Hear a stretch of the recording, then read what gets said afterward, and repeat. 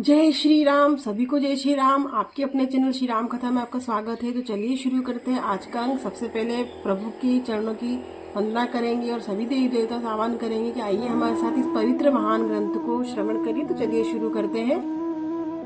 पिछले अंक में 169 पेज में पढ़ा था, तो उसका अंतिम श्लोक पढ़ेंगे पहले। जाकी सहज श्वास श्रुति चारी, सो हरि पड़यः कौतक भारी। विद्या विनय निपुण गुणशीला, खेल ही खेल सकल नृप लीला। Page number 170 Ramcharitmanas Balkand. बाहर की आवाज से आपको थोड़ा सा दुविधा या प्रॉब्लम होगी, इसके लिए मैं क्षमा चाहती हूँ। तो चलिए शुरू करते हैं। करतल बाण धनुष तिसोरा, देखत रूप चराचर मोहा।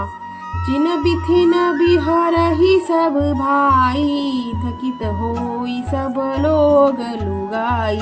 हाथों में बाण और धनुष मनुष्य शोभा देते हैं, बहुत शोभा देते हैं। रूप देखते ही चराचर मोहित हो जाता है। वे सब भाई जिन गलियों में खेलते हैं, उन गलियों के सभी स्त्री पुरुष उनको देखकर स्नेह से शिथिल हो जाते हैं अथवा ठिठक कर रह जाते हैं। दोहा। कौशलपुर बासिर नर नारी वृद्ध अरुबाल, प्राण होते प्रिय लागत सब कहु राम कृपाल। कौशलपुर के रहने वाले स्त्री पुरुष बूढ़े और बालक सभी को कृपालु श्री रामचंद्र जी के प्राणों से भी बढ़कर प्रिय लगते हैं। बंधु सखा संग ले ही बोलाई, बन मृगया नित खेल ही जाई। पावन मृग मारहि जिय जानी, दिन प्रति नृप ही देखा वही आनी।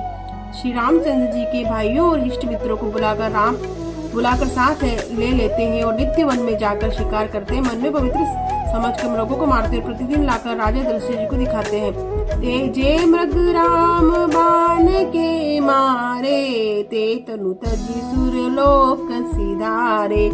अनुज सखा संग भोजन करही, मातु पिता आज्ञा अनुसरही। जो मृग श्री राम जी की बाण से मारे जाते हैं, वे शरीर छोड़कर देव लोक को चले जाते थे। श्री रामचंद्र जी अपने छोटे भाइयों और सखाओं के साथ भोजन करते हैं, माता पिता की आज्ञा का पालन करते हैं। जेहि विधि सुखी होई पुर लोगा, करहि कृपा निधि सोई संजोगा। वेद पुराण सुनहि मन लाई, आप कहहि अनुजन समुझाई। जिस प्रकार नगर के लोग सुखी और कृपा निदान श्री रामचंद्र जी वही सहयोग करते हैं। वे मन लगाकर वेद पुराण सुनते हैं और फिर स्वयं छोटे भाइयों को समझाकर करते हैं। प्रातः काल उठ के रघुनाथा, मातु पिता गुरु ना वही माथा। आय सुगमागी करही पुर राजा, देखी चरित हर्षई मन राजा। श्री रघुनाथ जी प्रातःकाल उठकर माता पिता और गुरु को मस्तक नवाते हैं और आज्ञा लेकर नगर का काम करते हैं। उनके चरित्र देखकर राजा मन में बड़े हर्षित होते हैं। दुआ। व्यापक अकल अनिह अजनिर गुण नाम अनुरूप, भगत हेतु नाना विधि करत चरित्र अनुरूप। जो व्यापक अकल इच्छा रहित अजन्मा और निर्गुण है तथा जिनका न नाम है न रूप है, वही भगवान भक्तों के लिए नाना प्रकार के अनुपम चरित्र करते हैं। यह सब चरित कहा में गाई, आलिगी कथा सुनहु मन लाई। विश्वामित्र महामुनि ज्ञानी, बसहि विपिन शुभ आश्रम जानी। यह सब चित्र मैंने गाकर कहा, अब आगे की कथा मन लगाकर सुनो। ज्ञानी महामुनि विश्वामित्र जी वन में शुभ आश्रम जानकर बसते थे, जहाँ जप यज्ञ जोग मुनि करही, अति मारिच सुबाहु डरही। देखत यज्ञ निशाचर धावही, करही उपद्रव मुनि दुख पावही। जहाँ वे मुनि तप यज्ञ योग करते थे, परंतु मारिच और सुबाहु से बहुत डरते थे। यज्ञ देखते ही राक्षस दौड़ पड़ते थे, उपद्रव मचाते थे, जिससे मुनि बहुत दुखी पाते थे। गाधि तनय मन चिंता व्यापी, हरि बिनु मन मरहि न निशिचर पापी। तब मुनि पुमरक मन किन्ह विचारा, प्रभु अवतरे हर न मही भारा। गाधी के पुत्र विश्वामित्र जी जिन उनमें चिंता छा गई कि ये पापी राक्षस भगवान के बिना न मरेंगे। तब श्रेष्ठ मुनियों के मन में विचार किया कि प्रभु ने पृथ्वी का भार हरने के लिए अवतार लिया है। एहू मिस देखऊ पद जाई, करी बिनती आनौ दो भाई। ज्ञान विग्राग सकल गुण अयना, सो प्रभु में देख बरी नयना। इसी बहाने जाकर मैं उनके चरणों का दर्शन करूं और विनती करके देखूं, दोनों भाइयों को ले जाऊं। जो ज्ञान वैराग्य और सब गुणों के धाम है, उन प्रभु को मैं नेत्र भरकर देखूंगा। दोहा। बहु विधि करत मनोरथ, जात लागी नहीं बात। करी मज्जन सरऊ, जल गए भूप दरबार। बहुत प्रकार से मनोरथ करते हुए जाने में देर लग गई। सरयू जी के जल में स्नान करके वे राजा के दरबार पहुँचे। मुनि आगमन सुना जब राजा, मिलन गय उलय विप्र समाजा। करि दंडवत मुनि जी सन्मानी, निज आसन बैठा रिन्ह आनी। राजा ने जब मुनि का आना सुना तब वे ब्राह्मणों के समाज को साथ लेकर मिलने गए और दंडवत करके मुनि का सम्मान करते हुए उन्हें लाकर अपने आसन पर बिठाया। चरण पखारी किनी अति पूजा, मौसम आजु धन्य नहीं दूजा। विविध भांति भोजन करवावा, मुनि बर हृदय हर्ष अति पावा। चरणों को धोकर बहुत पूजा की और कहा, मेरे समान धन्य आज दूसरा कोई नहीं है। फिर अनेक प्रकार के भोजन करवाए, जिससे श्रेष्ठ मुनि ने अपने हृदय में बहुत ही हर्ष प्राप्त किया। मुनि चरण ही देख मेले सुत चारी, राम देखी मुनि देह बिसारी।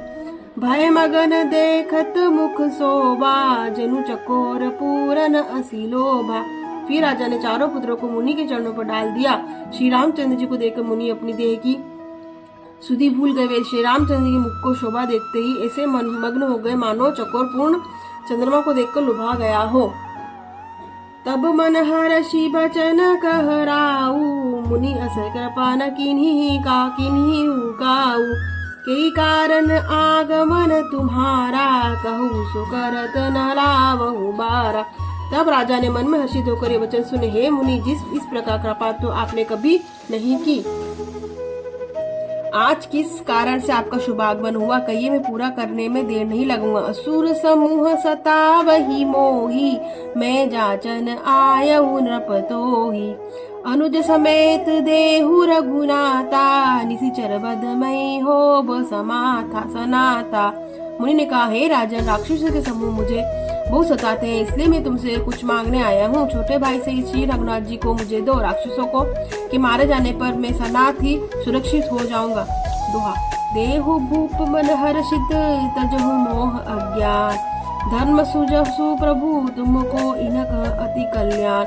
हे राजन, प्रसन्न मन में इनको दो, मोह और आज्ञा को छोड़ दो।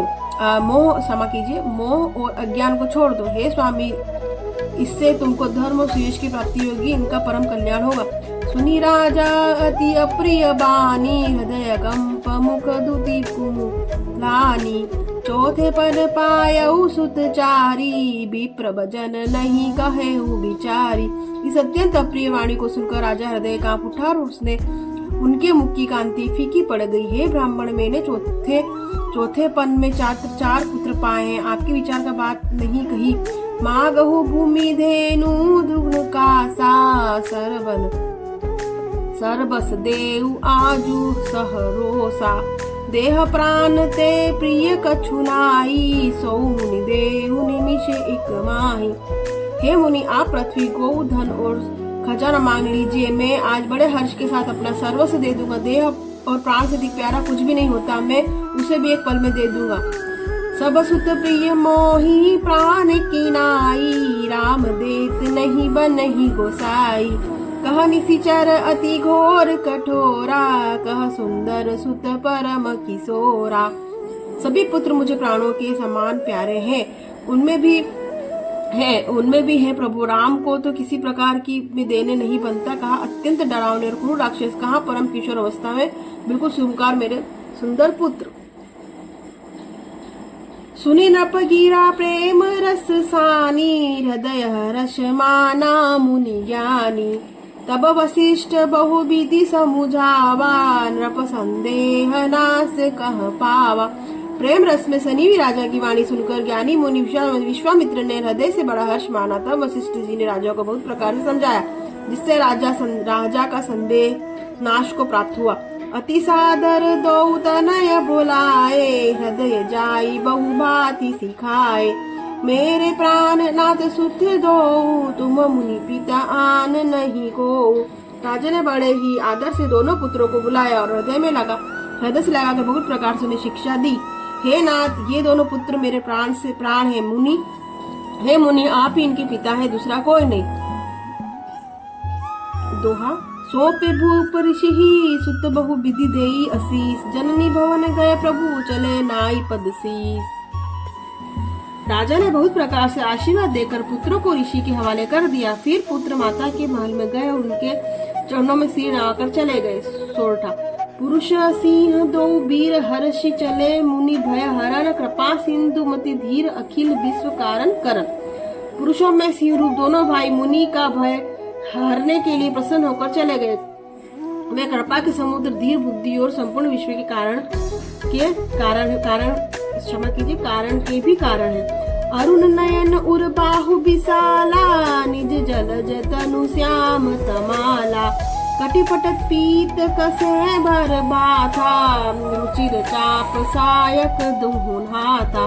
भगवान के लाल नेत्र हैं, चौड़ी छाती है और विशाल भुजाएं, नील कमल और तमाल के वृक्ष की तरह श्याम शरीर है। कमर पीताम्बर और सुंदर तरकस कसे हुए, दोनों हाथों में सुंदर धनुष और बाण है।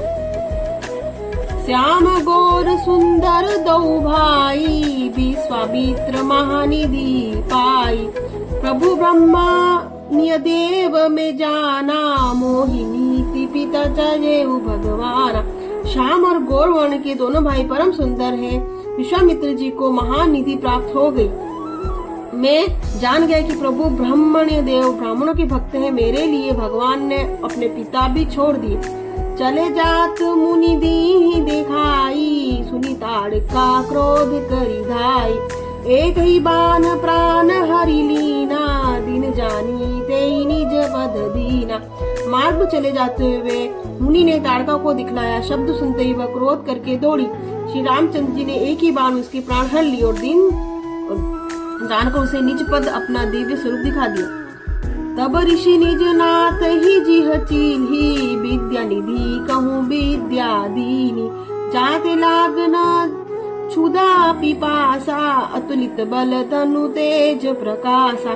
तब ऋषि विश्वामित्र ने प्रभु को मन में विद्या का भंडार समझते हुए भी लीलाओं को पूर्ण करने के लिए ऐसी विद्या दी जिससे भूख प्यास न लगे और शरीर में संतुलित बल और तेज का प्रकाश हो। दोहा।